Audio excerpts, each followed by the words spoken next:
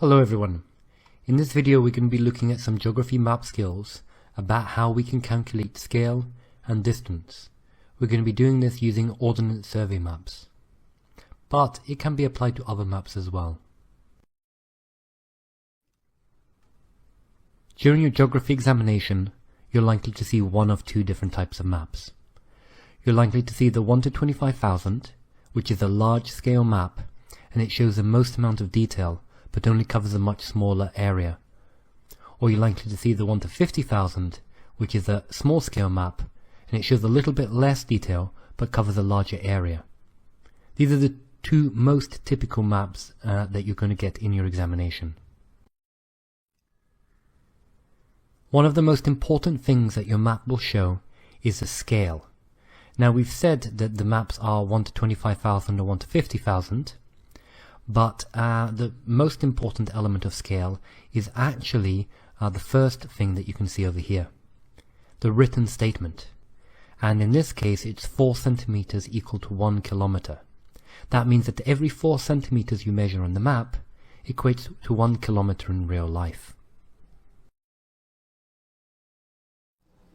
Here is another example of a scale. In this case it is 2 centimeters to 1 kilometer.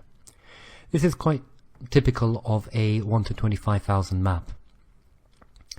Now you can see some of the examples. So 4 centimeters would equal 2 kilometers, 6 centimeters 3 kilometers, and you can even go more precise. So if you are 3.9 centimeters, this could equate to 4.65 kilometers. It is, however, very typical that you will be asked to calculate a distance not in kilometers but in meters. This is often done because we want to keep the units the same, and we measure altitude always in meters. To be able to do this, you need to remember that 1 kilometer equals 1,000 meters, and then you multiply whatever your reading is by the 1,000 meters. For example, 4 kilometers times 1,000 would be 4,000 meters.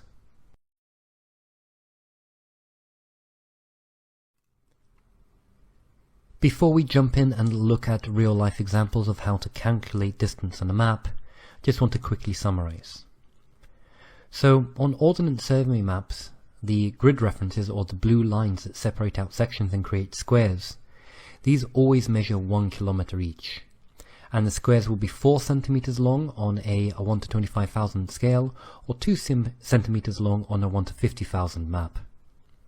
The scales mean the ratio of the distance on the map with the actual distance in real life.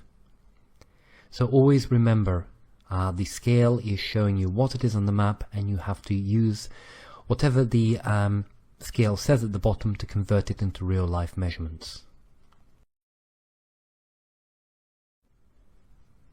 The first and probably the easiest distance skill that you'll have to do is to calculate a straight line distance.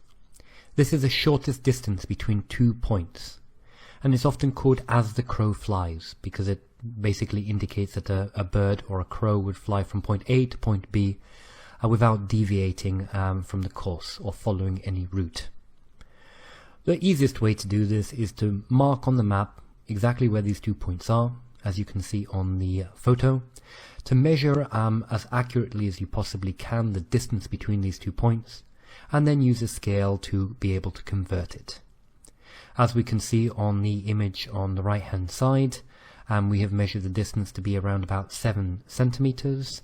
Therefore, if 4 centimeters equals 1 kilometer, 7 centimeters is going to be 1.75 kilometers, or 1,750 meters.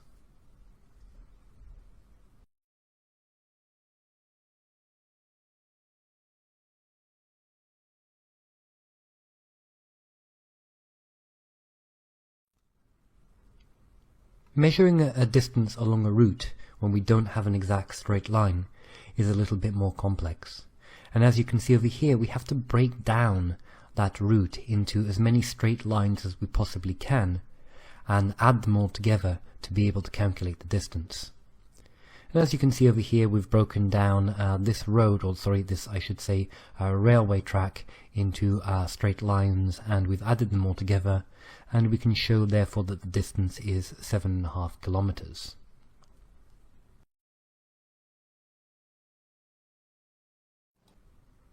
The way that we do this though in real life is a little bit more complicated. We need to do this in two ways.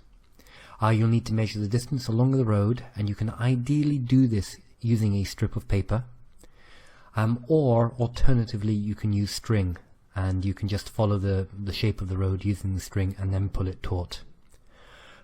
Personally, I prefer using a piece of paper. I find it more accurate, you make less mistakes, and I often find that the string is very sometimes hard to manipulate along a complex route. In the following section, I'm going to be showing you a video of me calculating and working out a distance along a route using a piece of paper, which is my preferred method.